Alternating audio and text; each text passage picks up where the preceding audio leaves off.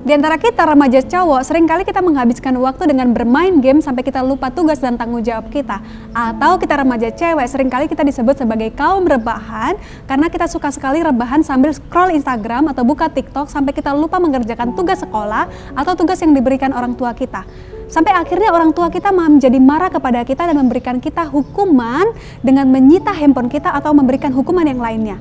Hal itu tentu tidak menyenangkan hati kita dan kita berusaha untuk melakukan apa yang diperintahkan orang tua kita dengan baik supaya orang tua kita mengembalikan handphone itu kepada kita.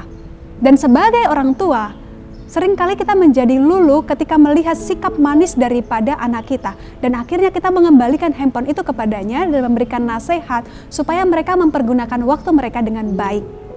Tetapi meskipun demikian, kita seringkali tetap melakukan kesalahan yang sama.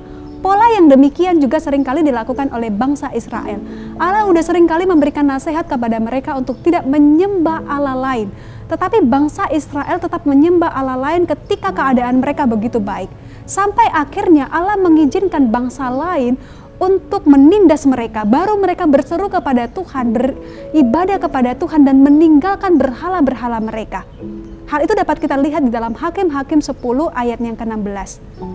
Dan mereka menjauhkan para Allah asing dari tengah-tengah mereka, lalu mereka beribadah kepada Tuhan, maka Tuhan tidak dapat lagi menahan hatinya melihat kesukaran mereka.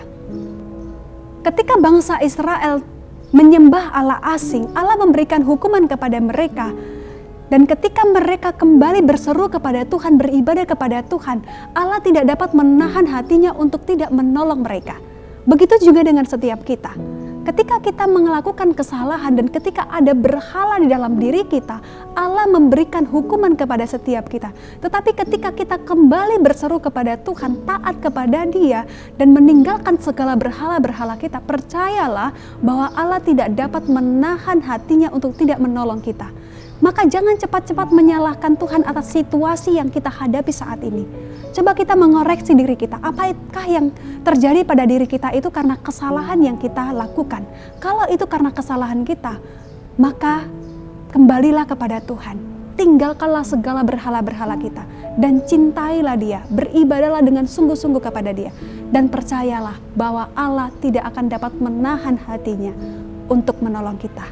Mari kita berdoa. Terima kasih Tuhan, karena Engkau tidak dapat menahan hatimu untuk tidak menolong kami, bahkan untuk mengasihi kami, karena Engkau adalah Allah yang tidak akan pernah meninggalkan kami dan membiarkan kami. Terima kasih untuk cintamu yang begitu besar kepada kami. Di dalam nama Tuhan kami, Yesus Kristus, kami berdoa. Amin.